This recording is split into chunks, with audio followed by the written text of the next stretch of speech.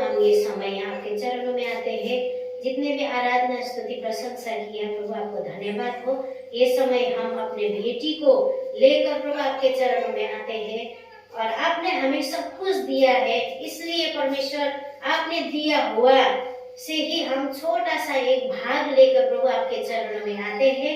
हमारे कमाइयों में आशीष करें, हमारे आने वाले स्रोत में आशीष करें, हमारे स्वास्थ्य में, हमारे परिवारों में आशीष करें, ताकि परमेश्वर आपने हमें आज तक खाने के लिए रोटी और बोने के लिए बीज परमेश्वर आपने जुटाया है, इसलिए आपको हम धन्यवाद देते हैं।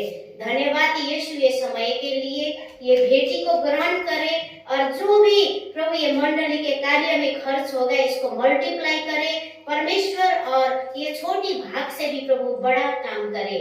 धन्यवाद करती हूँ हमारे बीच में, हमारे मंडली में, हमारे देश में जो भी श्राप के बंधन है प्रभु, गरीबी के बंधन है, यीशु के नाम में हम तोड़ते हैं। परमेश्वर यीशु आप धनी बनकर भी आप गरीब बने, क्योंकि हम धनी बन सके आत्मा में, शरीर में और सोच में प्रभु हम धनी बन सके। धन्यवाद ये समय के लिए प्रभु। अभी हम आपके वचनों से सुनेंगे, आपके वचन हमारे आत्मा के लिए भोजन है। आज के दिन परमेश्वर हमारे आत्मा को जीवित करने के लिए भोजन खाने के लिए यहाँ पर जितने जन भी आए हैं, हर एक के दिल को, कानों को खोल दीजिए, समझ शक्ति को खोल दीजिए, ताकि आपके वचन के द्वारा हमारे जीवन में नई काम हो। धन्यवाद परमेश्वर। विशेष आपकी बेटी तराना को आपके चरणों में रखती हूँ, उनके सर से लेके पाँव तक मैं यीशु के नाम में अभिषेक करती हूँ, और प्रभु आप उनके जीव, उनके गले के द्वारा प्रभु हमारे साथ बात करें। धन्यवाद ये समय आपके चरणों में रखते हुए प्रार्थना करती हूँ यीशु के नाम में, आमीन। अभी ये समय हमारे बीच में हमारे तराना मैम आके अपना परमेश्वर का वचन बांटेंगी। सब लोग ताली बजाकर स्वागत करेंगे।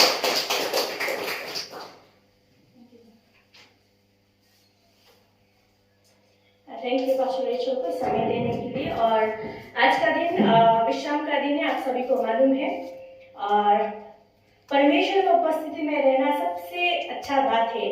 आपको मालूम है संसारमा नै आजको दिन धेरै व्यक्तिहरू आफ्नो काममा बिजी छन्, व्यस्त छन्। उनीहरू आफ्नो जीवनमा पैसा कमाउँछन्, खान्छन् अनि सुत्छन् अनि आफै इन्जोय गर्छन्। यो सबै कुराहरू हामी संसारमा त्यागेर जान्छौँ, तर मानिसहरू त्यही संसारमा त्यागेर जाने कुरामा व्यस्त छन्। तर आज यो संसारपछि जब हाम्रो यो शरीरमा आत्मा मिल्छ, त्यति बेला हाम्रो आत्मा जुन जग्गामा जान्छ त्यो जग्गाको तयारी कसैले पनि गर्दैन, कसैले पनि गर्दैन। तर जसले आत्मिक पिता परमेश्वरलाई चिन्दछ, जसले कि बौडी उठेका परमेश्वरलाई चिन्दछ, उसले मात्रै यो जीवन पछिको अर्को जीवनको के गर्छ भन्दा उसले योजना गर्छ। अनि त्यो जीवनको बारेमा के गर्नुपर्ने हो। यो जीवनमा त हामीलाई धेरै दुःख कष्ट छ, बिमारी छ, तर यो शारीरिक जीवन सकेपछि आत्मिक जीवनमा चाहिँ कसरी सुख शान्तिमा बस्नुपर्ने हो, त्यसको प्रिपेयर चाहिँ कसले गर्छ भन्दाखेरि चाहिँ जस्तै परमेश्वरलाई चिन्दछ। अनि आज तपाईहरु जतिजना पनि यहाँ हुनुहुन्छ, तपाईहरु धेरै भाग्यशाली हुनुहुन्छ। आज तपाईको योजना होइन, हुनसक्छ आज हाम्रो निनीहरू बिमारी गर्दा आफू सोच्नुहुन्छ होला, तर होइन। तर आज परमेश्वरको योजना थियो कि आज तपाईहरुले मौका पाउनुपर्ने, सुन्नु। परमेश्वरको जब सुन्छौँ नि हामी वचन, त्यो वचनले नै हामी निको हुँदछौँ। किनभने धेरै पल्ट तपाईलाई थाहा छ, भारतमा मात्रै नभएर सारा संसारभरि मानिसहरूले येशू ख्रीष्टलाई चिनिरहेका छन् अनि येशू ख्रीष्टको राज्यमा बढिरहेछन्, आफूलाई येशू ख्रीष्टमा समर्पित गरिरहेछन्। किन भन्दाखेरि आज सबै प्रशस्त भएर, सबै घरदार राम्रो राम्रो भएर येशूलाई कहिले पनि चिन्दैन। हाम्रो ईश्वर छ नि भन्ने हुन्छ। तर जब हामी सबै पैसा रुपियाँ सकेर, परिवारहरू सर्वनाश भएर टुटिएर, जब समाजले पनि हामीलाई धिक्कारेर फ्याँकिएको हुन्छ, हाम्रो आफ्नो पर्ने मान्छेहरू पनि कोही हामीलाई सहयोग गर्ने हुँदैन। अनि जब डाक्टरले पनि भन्छ तपाईको छोरी मर्नु आँट्यो, तपाईको छोरा मर्नु आँट्यो, तपाईको हस्बेन्ड मर्नु आँटेको छ, तपाईको वाइफ मर्यो, उसलाई क्यान्सर भएको छ भनेर जब समाज र आफन्तहरूले त छोडे तर डाक्टरले पनि भन्छ यसको जिन्दगी अब छोडिन आँट्यो, सक्नु आँट्यो भनेर जब भन्छ नि, त्यो समयमा चाहिँ प्रभु येशू ख्रीष्टले चङ्गाई गर्नुहुन्छ। जब डाक्टरले भन्छ हुँदैन, येशूले भन्छ हुन्छ। किन यो जिउँदैन, यो जिउँछ भनेर। अनि त्यो कारणले गर्दा मानिसहरू, धेरै मानिसहरू डाक्टरले घर फर्काइदिसकेको हुन्छ, तर उनीहरूले प्रार्थनाद्वारा परमेश्वरलाई चिनेको कारणले गर्दा उनीहरूले जीवन पाएर, कतिजना 5 वर्ष, 10 वर्ष, 15 छ उनीहरूले प्रभु येशू ख्रीष्टको सेवा गरिरहेको हुन्छ। तर बिमार हुनुहुन्न, पहिला आफ्नो जिन्दगीमा मौज मजा गरिरहेको हुन्छ, तर प्रभु येशू ख्रीष्टलाई जब पाउँछ उसले साँचो कुरालाई बुझ्दछ, उसले आत्माको कुराहरू बुझ्दछ, यो शरीर पछिको जीवनलाई बुझ्दछ। अनि उसले जब प्रभु येशू ख्रीष्ट चङ्गाई गर्छ त्यो जीवनकालमा उसले के गर्छ, आफ्नो आत्मिक जीवनको लागि उसले तयारी गर्छ। अनि बात गरौँ आजको सन्डेको लागि, अनि आजको सन्डे धेरै स्पेशल सन्डे हो। आज मैं बताना चाहती हूँ बहुत स्पेशल संडे है। आप लोगों को मालूम है क्यों? जैसे गए हुए महीना हम लोगों ने देखा कि 9 अप्रैल का दिन क्या था, किसी को मालूम है? Ritima also come from last 1 month, right? So about what we have shared on Sunday, 9th of Sunday. क्या था? शुक्रवार था, हमने हिंस दे दी थी। शुक्रवार था, फिर शनिवार हुआ, फिर रविवार था। उसके बाद 50 दिन के बाद आज का रविवार आया। क्या था? रेजरेक्शन संडे था। गुड फ्राइडे मनाया कि नहीं मनाया? गुड फ्राइडे को क्या हुआ था? प्रभु यीशु क्रिस्त क्रूस पे मरे थे। और जब क्रूस पे यीशु क्रिस्त मरे थे तो बहुत सारे लोग बोलते हैं कि अगर तुम्हारा परमेश्वर सचमुच में यीशु क्रिस्त परमेश्वर थे तो उन्होंने अपने आप को क्रूस से क्यों नहीं बचाया? अगर यीशु क्रिस्त अपने आप को क्रूस से उसको बचा लेते तो उनको फॉलो करने वाले हो जाते, लेकिन क्यों होते? अरे सचमुच में इसने तो अपने आप को क्रूस से बचाया, बल्कि डर के मारे वो प्रभु यीशु क्रिस्त को विश्वास करते। लेकिन यीशु चाहते थे कि डर के मारे विश्वास न करें, क्योंकि जब लोग डर के प्रभु यीशु क्रिस्त को विश्वास करते हैं ना तो वो पाप करना नहीं छोड़ते। लेकिन जब प्रभु यीशु ख्रीस्त को बिना डरे प्रभु यीशु ख्रीस्त आप ही हमें बचा सकते हैं, बल्कि एक कॉन्फिडेंस के साथ जब हम प्रभु यीशु ख्रीस्त को प्यार करते हैं ना तो हम पाप करना भूल जाते हैं। और आपको मालूम है कि गुड फ्राइडे के बाद यीशु ख्रीस्त को मरना क्यों जरूरी था? कि उनको दिखाना भी तो था कि वो परमेश्वर है। उन्होंने कैसे दिखाया? जिंदा होकर दिखाया, है कि नहीं? गुड फ्राइडे के दिन वो क्रूस पे मर गए और सैटरडे हो गया और 3 दिन बाद जैसे यीशु ख्रीस्त ने अपने चेलों लोगों को बोला था कि मैं एक मंदिर को तोड़कर 3 दिन में उसे पुनर्निर्माण करूंगा, तब उस समय में 2000 साल पहले समय में बहुत सारे क्या बोलते पंडित लोगों ने क्या बोला, अबू बक्ता लोगों ने, ये यीशु ने क्या क्या बात करता है? कोई इतना, ये जो मंदिर है वो समय का जो मंदिर था वो मंदिर तो 60 साल से भी ज्यादा साल लगा था ये मंदिर बनाने को। यीशु बोलता है कि तोड़ के 3 दिन में बना दूंगा। लेकिन लोग क्या कर रहे थे? आंखों से देखने वाला मंदिर का बात कर रहे थे, लेकिन यीशु क्रिस्त आंखों से देखने वाला मंदिर का बात नहीं कर रहे थे, वो अपने शरीर का बात कर रहे थे। इसीलिए तो बाइबल में लिखा गया है कि हमारा शरीर क्या है? परमेश्वर का मंदिर। क्या है? परमेश्वर का मंदिर। हम घर में बड़े बड़े मंदिर का तो बना लेते, बड़ा बड़ा कमरा छोड़ देते अपने ईश्वर के लिए, लेकिन अपना मन में क्या जगह देते हैं? अपने मन में हम रीस घमंड डहार को भर के रखते हैं और घर में बड़ा सा एक कमरा दे देते अपने ईश्वर के लिए। परमेश्वर को वैसा मंदिर नहीं चाहिए। परमेश्वर चाहते चाहे मुझे अपने घर में एक छोटा सा जगह भी मत दो, लेकिन अपने मन में, अपने हृदय में मुझे रखो, क्योंकि परमेश्वर क्या है? प्रेम के परमेश्वर है, दया क्षमा के परमेश्वर है। तो इसीलिए आज के दिन पेंटिकोस्ट का दिन है। पेंटिकोस्ट का दिन का मतलब होता है कि जब यीशु ख्रीस्त क्रूस पे मर गए थे और सैटरडे हो गया, संडे का दिन वो जिंदा हो गए थे। जब उनके चेले लोग एक जगह में थे, उन लोग भी शॉक कर रहे थे कि हमारा यीशु मसीह मर गया, अब हम क्या करेंगे? लोगों को तो यीशु मसीह चंगा करता था, हम तो चंगा भी नहीं कर पा रहे थे बोल के। लेकिन जब चेले लोग यीशु मसीह के साथ थे ना, उन लोगों ने एक को भी चंगा नहीं किया। यीशु मसीह ने लाजरस को मुर्दा में से जिंदा किया। यीशु मसीह ने क्या किया? जिसका एक विधवा का बेटा मरा हुआ था, 4 लोग उसको कंधे में लेके जा रहे थे, चलो राम राम सत्य है बोल के, सत्य है बोल के ऐसे लेके जा रहा था मुर्दा को। तब यीशु ने क्या बोला?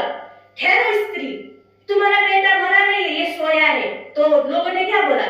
नहीं प्रभु, ये तो मर गया, इसका तो ना सांस चले, ठंडा हो गया, नीला पड़ गया, ये तो मर गया है। तब यीशु मसीह ने बोला कि ये लड़का को नीचे रखो, और वो जो कंधे में वो लड़का को जलाने के लिए जा रहे थे उसका लाश को नीचे रखने के लिए बोला। यीशु ने बोला, ए बेटा तू उठ जा बोल के बोला। तो वो लड़का क्या किया? पूरा ठंडा हो गया था, उठ के यीशु मसीह का आवाज सुन के उठ गया। तब वो यीशु मसीह ने क्या किया? उस विधवा को उसका बेटा सौंप दिया। और लाजरस, आपको मालूम है कि लाजरस 4 दिन तक कब्र में था, उसका पूरा शरीर सड़ गया था, गंध मारना शुरू हो गया था।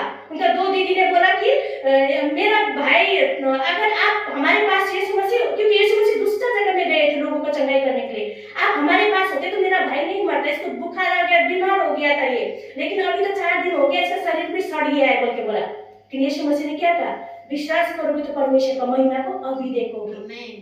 आमीन। तो इसीलिए और उनके दीदी लोगों ने क्या बोला? हाँ प्रभु, मैं उनके आपका परमेश्वर का महिमा को देखूंगा, क्योंकि बाइबल में लिखा गया है कि परमेश्वर के वचन में बोला गया है कि जिंदा हो जाएगी, ये सोचा था। लेकिन यीशु मसीह ने क्या बोला? विश्वास करो। इसीलिए उसी समय बोला, ए लाजरस तू आ जा। तो लाजरस ने जो उस समय में आपको मालूम है ना, मम्मी पूरा आज के समय में जलाते हैं गाड़ते हैं, लेकिन वो समय में क्या होता था कि 2000 साल पहले लोगों को जब मर जाते थे तो एक कपड़ा से बांध दिया जाता था और कपूर वगैरह सेंट वगैरह लगा के एक गुफा के अंदर रखा जाता था डेड बॉडी। तो लाजरस क्या हो गया? वो ऐसा कपड़ा बना हुआ है, वो कब्र से बाहर आ गया है। और अंधे को आंख दिया, लंगड़े को पाँव दिया। ऐसे स्टोरी तो कितना है। मैंने बाइबल पढ़ेंगे ना तो पता चलेगा कि परमेश्वर कितने सर्वशक्तिमान है। तो इसीलिए जब ईस्टर संडे के दिन प्रभु यीशु क्रिस्ट जिंदा हो गए तो चेला लोग भी बोले, अरे यीशु तो जिंदा हो गया, क्योंकि कोई मुर्दा जिंदा हो सकता है? नहीं। आज तक भी देखेंगे तो सारे ईश्वर का आपको कब्र मिलेगा।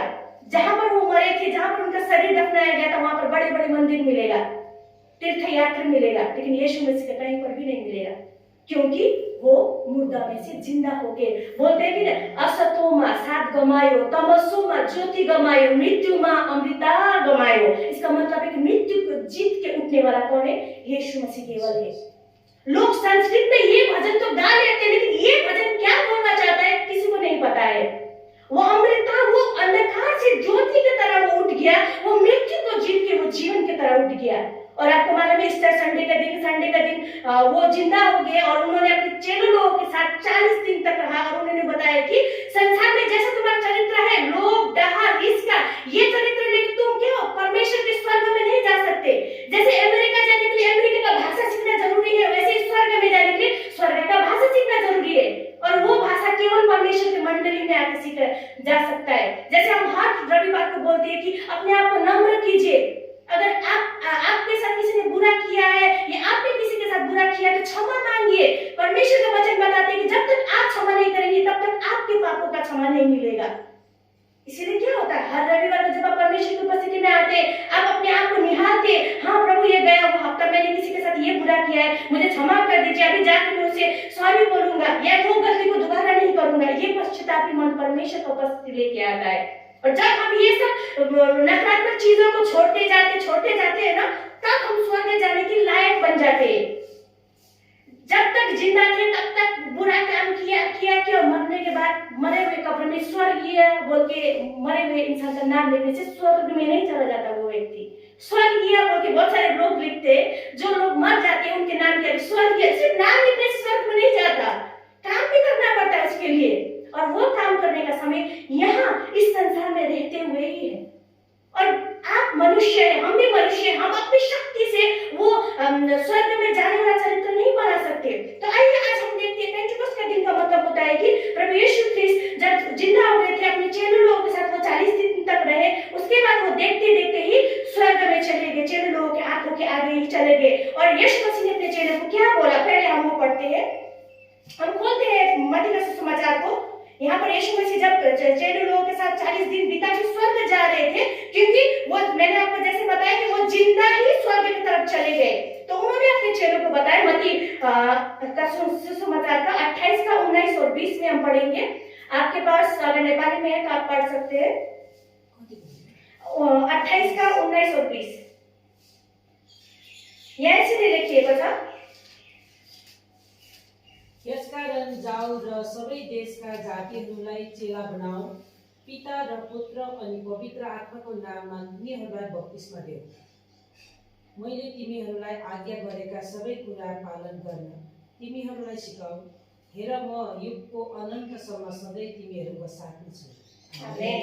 यहाँ देखिए तो यीशु मसीहले भनिरहेको छ, जब वो 40 दिन आफ्नो चेलाहरूसँग बस्नुभयो, उहाँ हेर्दा चेलाले हेर्दै बादलमा जानुभयो अनि बादलमा जाँदाखेरि उहाँले चेलाले एउटा आज्ञा गर्नुभयो। उहाँले भन्नुभयो, यसकारण गएर सबै जातिका मानिसहरूलाई चेला बनाऊ भनेर। चेला सबै जातिका मानिसहरूलाई भनेको चाहिँ, किनभने यूहन्ना 3:16 ले भन्दछ, परमेश्वरले जगतलाई यस्तो प्रेम गर्नुभयो, उहाँले आफ्नो एकलौटे पुत्र दिनुभयो ताकि जो कोहीले उहाँमाथि विश्वास गर्छ त्यो व्यक्ति चाहिँ नाश नहोस् तर अनन्त जीवन पाओस् भनेर। अनि त्यसै कारणले गर्दा यीशु मसीहले भन्नुभयो कि चेला बनाऊ। अनि चेला बनाऊ भनेको चाहिँ एउटा टिचरले मात्रै स्टुडेन्ट बनाउन सक्छ है। त्यही कारणले गर्दा चाहिँ चेला बनाऊ र पिता पुत्र पवित्र आत्माको नाममा बप्तिस्मा देऊ। जे मैले तिमीहरूलाई आज्ञा गरे तिमीहरूले ती सबै गर्नलाई सिकाऊ र हेर सब दिन र जगतको अन्तसम्म म तिमीहरूको साथमा छँदैछु। अनि बप्तिस्मा दिने कुरा है, बप्तिस्मा दिने किन मान्छेले भन्छ नि बप्तिस्मा चाहिँ किन लिनु पर्यो भनेर, किन भन्दा तपाईँलाई थाहा छ जब नानी जन्मिन्छ नि, जब बच्चा पैदा होता है तो बच्चे माँ के पेट के अंदर किसमें होता है, पानी में होता है ना। जब बच्चा जन्म देता है तो गंदा पानी बहुत निकलता है कि नहीं, तो इसका मतलब है कि बच्चा जब पेट में होता है तो बच्चा सिर्फ नहीं होता है वहां पर, वो क्या क्या होता है, पानी होता है। तो जब वो जन्म देता है बच्चा एक संसार में आता है तो गंदा पानी के साथ निकलता है। तो उसका जब आप देखेंगे जब बच्चा जन्म लेता है तो वो कभी भी हंस के स्माइल करते हुए निकलता है, होता है। अरे वो तो हम बोलते हैं कि आप जन्म से ही पापी है, बहुत सारे लोग गुस्सा हो जाते हैं, अरे इतना छोटा बच्चा है ये तो अभी जन्म लिया है, 1-2 दिन हो गया है, वो कैसे पापी हो सकता है बोल के बहुत सारे लोग मेरे को पूछते हैं, तो मैं उनको जवाब देती हूँ। तो जब बच्चा जन्म लेता है तो हंस के स्माइल करके भी तो जन्म ले सकता था, वो रो के क्यों जन्म लेता है, क्योंकि उसको गुस्सा आया है कि नहीं।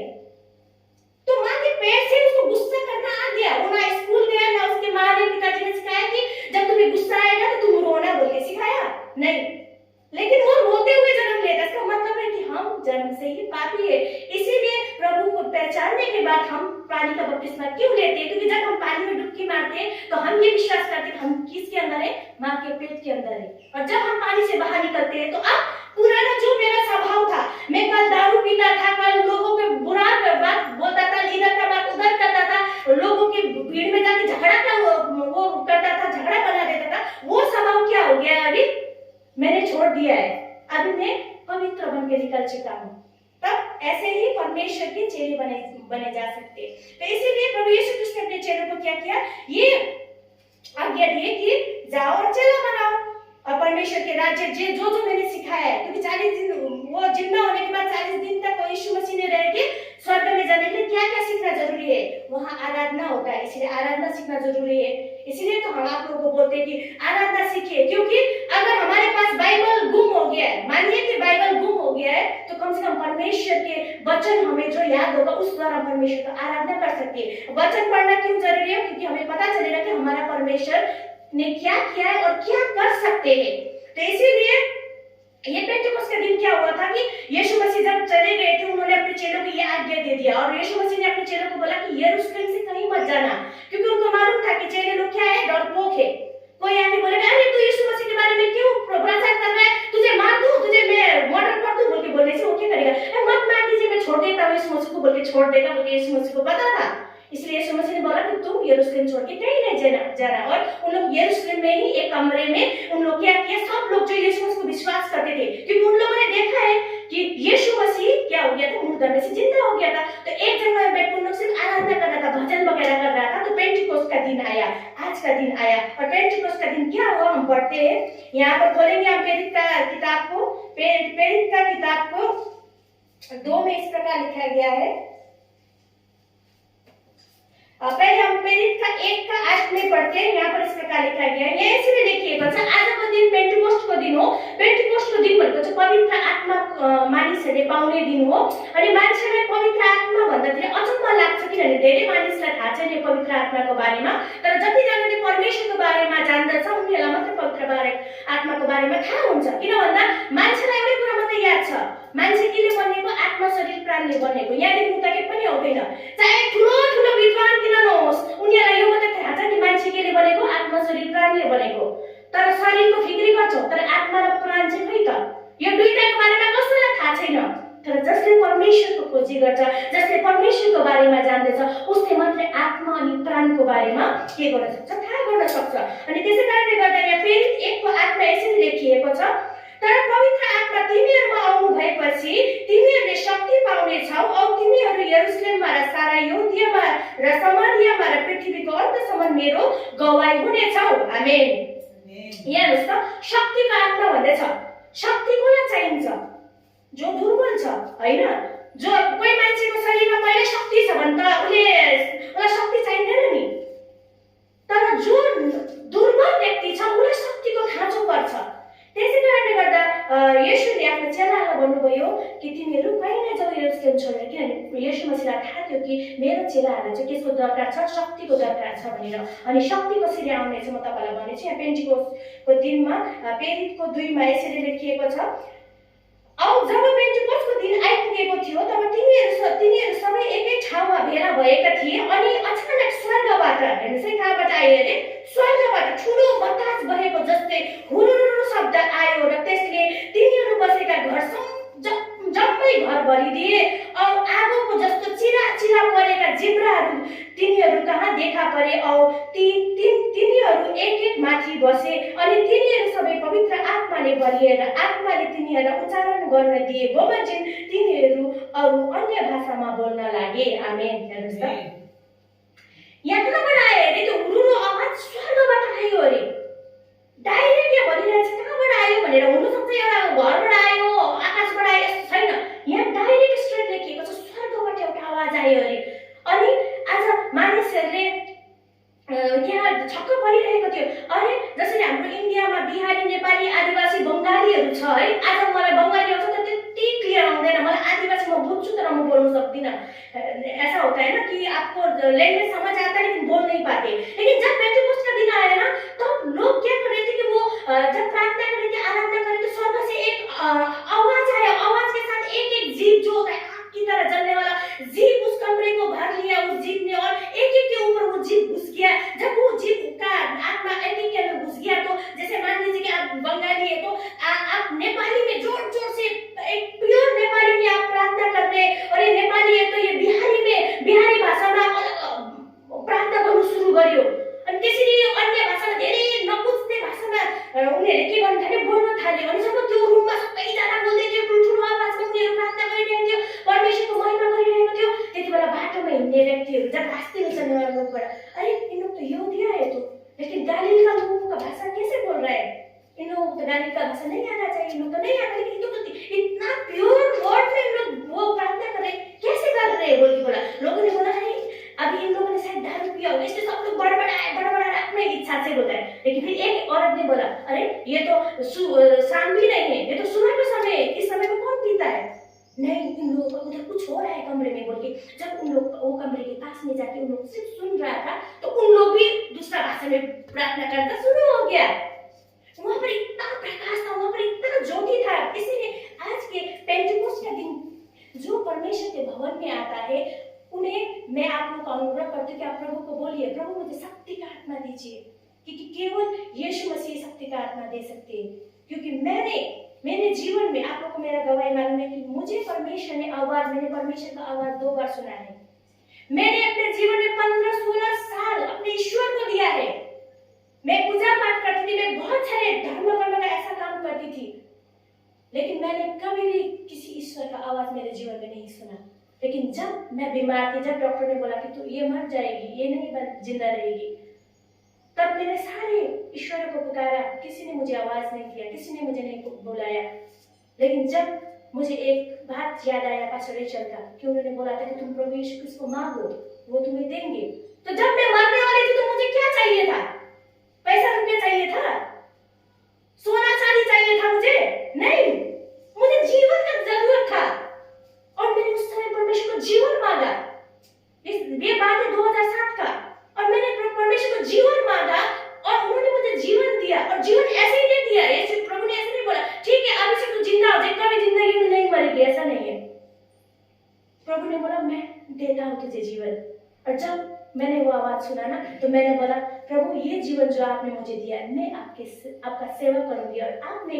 जो करने के लिए कहा है आपके वचन में मैं वो करूंगी बोल के मैंने परमेश्वर को कसम दिया और ये जो जीवन जब 2007 से मैं इधर जब जीवित हो गई परमेश्वर ने मुझे नया जीवन दिया तो साल 2 साल करके क्या हो गया वो जीवन बढ़ता गया और केवल जीवन नहीं बदला लेकिन जीवन के हर परिस्थिति में मेरे परिवार के जीवन मेरे जीवन में मेरे से जुड़े हुए बहुत सारे लोगों के जीवन में आशीष आ गया जैसे आपको मालूम है एक पेड़ में क्या जड़ में अगर कीड़ा लग जाता है तो फल अच्छा नहीं देता है लेकिन जब आपके पेड़ को जड़ में आप दवाई डालोगे ना पेस्टिसाइड्स बोलते हैं उसको डालोगे तो उसका फल कितना अच्छा आ जाता है ना और ये नर्सरी में फार्मेसी करने वाले लोग तो एक आम को जाके तो दवाई नहीं लगाते हैं ना वो क्या करते हैं जड़ को मजबूत बनाते हैं जड़ के देखरेख करते हैं इसलिए जड़ सुरक्षित और क्या होने के कारण अच्छा होने के कारण क्या हो जाता है फल भी अच्छा आ जाता है उसके डालिया भी अच्छा आ जाता है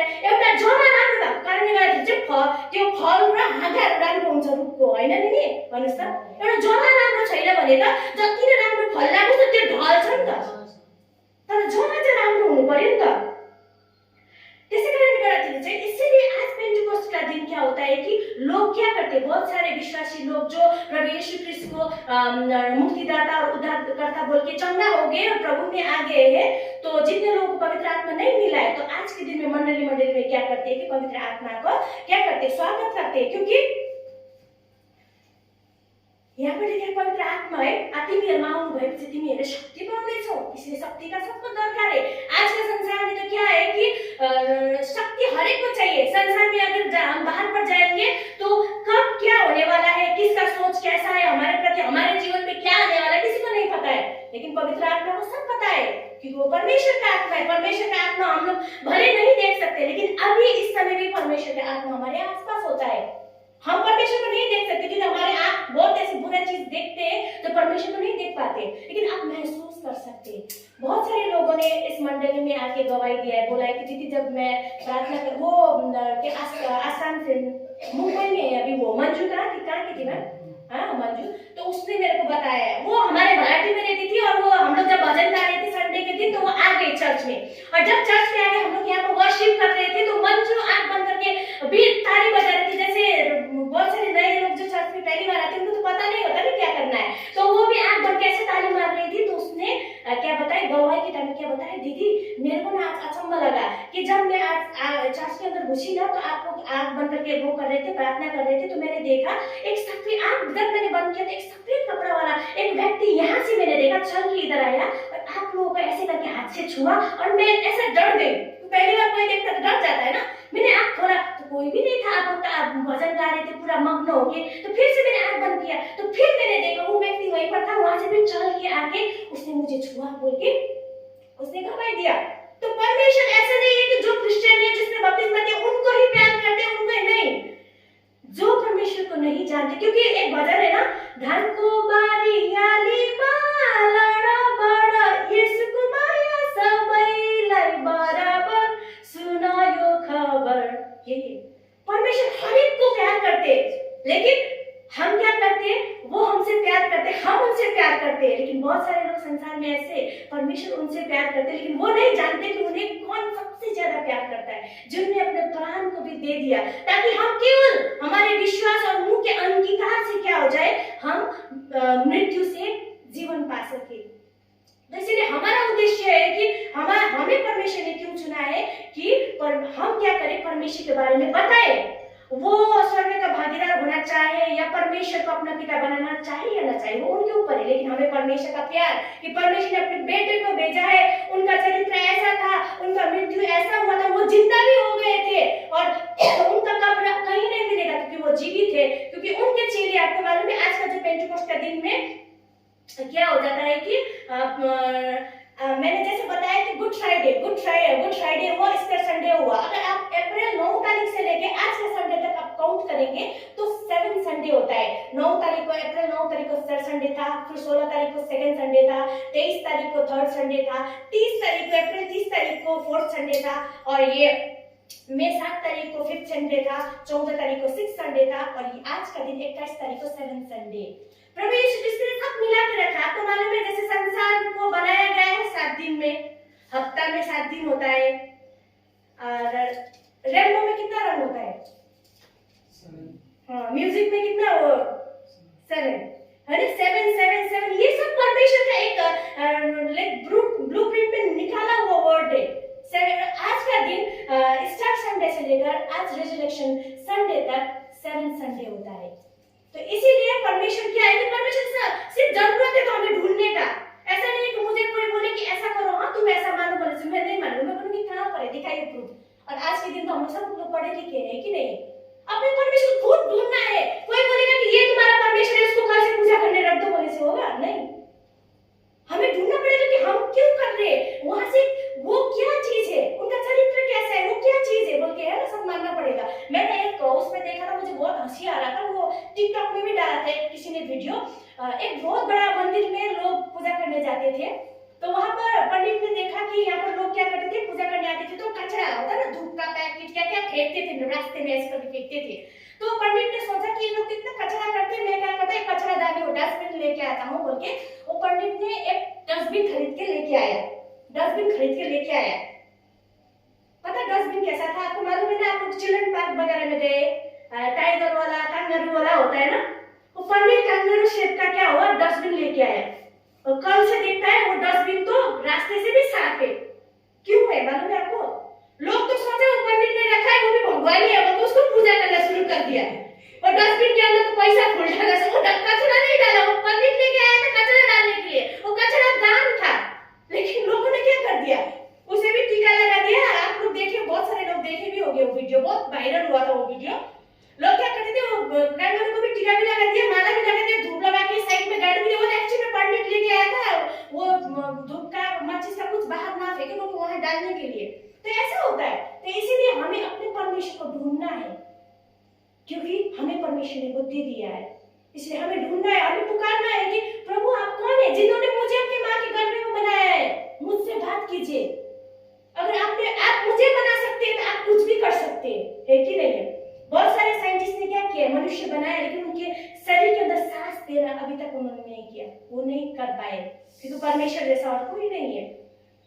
तो इसीलिए आज के दिन जब पेंटेकोस्ट का दिन आया था, तो उनके चेले लोगों ने क्या किया था, पवित्र आत्मा पाया था। पवित्र आत्मा जब पाया ना, आपको मालूम है यीशु क्रिस्त जब क्रूस पे चले गए थे ना, तो बहुत सारे लोगों ने बोला, उनका जो चेला था पतरस बोला, अरे ये जो क्रूस पे चढ़े हुए थे यीशु मसीह, तो वहां के सिपाही लोगों ने बोला, अरे ये पतरस है ना, वो यीशु के साथ ही चलता था, वो इसका चेला है, इसको भी मारेंगे। बोला ना, यीशु ने बोला, नहीं मैं वो पतरस नहीं हूँ, मैं नहीं पहचानता यीशु को। बोला, लेकिन यीशु के साथ ही वो सेवकाई में चला, यीशु के साथ ही एक ही मेज पे बैठ के वो खाना खाता था, लेकिन उसने क्या किया, यीशु क्रिस्त को इनकार किया। लेकिन जब आज के पेंटेकोस्ट के दिन उनके अंदर पवित्र आत्मा आ गया, तो आपको मालूम है कि उनका जो चेला था, 11 जन चेला और उनमें और एक चेला भागा हुआ था, 12 चेला मिलके सारा जगत में जाके उन्होंने क्या किया, सुसमाचार को प्रचार किया। इसलिए तो क्या किया, आज हम प्रभु यीशु क्रिस्त के बारे में जानते हैं। लोग बोलते हैं ना कि ये दूसरा धर्म का है बोल के, नहीं, आपको मालूम है सारा जगत में क्या होता है कि प्रभु यीशु मसीह को मानने वाले लोग कहीं ना कहीं मिलते। मैंने एक बार एक ग्रुप बनाया था और मैंने टिक किया था कि यीशु मसीह को मानने वाले और विश्वास करने वाले लोग कहाँ पर थे, तो मैंने देखा सारे वर्ल्ड मैप में क्या हो गया, ठीक हो गया, सारा संसार भर में परमेश्वर को मानते है ना।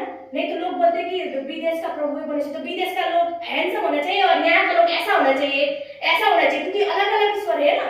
लेकिन नहीं, इसका मतलब कि एक ही परमेश्वर है, एक ही परमेश्वर ने बनाया, लेकिन वो परमेश्वर कौन है, ये पजल गेम होता है ना, ऐसा ही है। तो आपको ढूंढना है, लेकिन आपके पास समय तब तक है जब तक आप जिंदा है। मरने के बाद आप नहीं ढूंढ सकते कि आपका परमेश्वर कौन है। बोलते हैं राइट नंबर, राइट परमेश्वर कौन है, जब तक आप जिंदा है तब तक ढूंढने का समय है। तो इसीलिए जब आप पवित्र आत्मा से भर जाते हैं, तब आपको पता चलता है कि जीवित परमेश्वर कौन है। जब प्रभु का आत्मा हमारे अंदर आता है, तो हम प्रभु क्लियर देख पाते हैं और उन्हें पुकार पाते हैं, और स्वर्गीय भाषा जो अन्य भाषा है वो जब हम प्रार्थना करते हैं, तब प्रभु हमारे प्रार्थना को भी सुनता है और हमारे जीवन में शक्ति देता है। इसीलिए तो बहुत सारे प्रभु के जन क्या करते, तेल लेके आते हैं। हम जब गाँव में जाते हैं तो बहुत सारे लेडीज लोग क्या करते हैं कि एक लेडीज का जीवन में क्या हुआ था, वो बहुत सारा सांप देखती थी सपना में, और वो सोने 2-3 महीने उन्हें कहाँ लेके गए उनको, तभी भी उस रात को पूरा आग बन के सांप नजर आता था। तब वो एक दिन क्या किया, तेल लेके आया और मैंने को बोला, मैंने प्रार्थना कर दीजिए इससे। जैसे मैंने प्रार्थना किया, उसका वो सांप देखने आत्मा खत्म हो गया। अब इसका 2 बच्चा ना 3 बच्चा है ना, उसके बाद एक बच्चा था, तब उसको वो आत्मा, सांप का आत्मा ने उसको छू लिया था। वो सो नहीं पाती, रात को सांप देख के उठ जाती, ऐसा डर का आत्मा। 3-4 महीना तक वो घूमती रही जगह जगह में। लास्ट में वो जब गिरजा में आके उसके प्रार्थना करने के लिए दिया तो चंगा हो गई। ऐसा तो श्रीनगर में, सत्यजित नगर में, हमारे गांव में बहुत सारे ऐसे गवाही है। जब लोग क्या करते हैं, लोगों को पता है कि यीशु मसीह के क्या होता है नाम में, जब हम चर्च में ले जाके तेल को प्रार्थना करने के लिए लगाते तो वहां पर अभिषेक और चंगाई होता है बोल के पता रहता है। कैसे होता है, हम भी तो मनुष्य है। हम जब प्रार्थना करते हैं, कोई तेल लेके आता, हम जब यीशु मसीह के नाम में प्रार्थना करके उन्हें देते तो वो तेल लगाते, उन लोगों को बीमारी ठीक हो जाता है। बहुत सारा लोग क्या था कि डर का आत्मा था रोशन का पिताजी को, और कोड़ का बीमार, शिवनगर में कोड़ का बीमार था, एक रिक्शा वाला का उंगली पूरा सड़ के कोड़ का बीमार लग रहा था। गांव वाले उन्हें निकालने वाले थे, लेकिन प्रार्थना द्वारा उनका कोड़ क्या हो गया, वहीं पर रुक गया। उनका अभी ऐसा है उंगली, रिक्शा चलाते वो भैया अभी भी प्रार्थना से उनका ठीक हुआ। तो तो इसीलिए क्या होता है कि प्रार्थना में बहुत शक्ति होता है। और हमारे परमेश्वर के जन के ऊपर शक्ति कैसे आता है? पेंटिकोस्ट में जब पवित्र आत्मा हमारे अंदर आता है तब शक्ति। ऐसा नहीं कि बपतिस्मा लेते कल से मेरा पूरा शक्ति हो गया, मैं लोगों को चंगाई करते जाऊंगा, बोलने से भी नहीं होगा।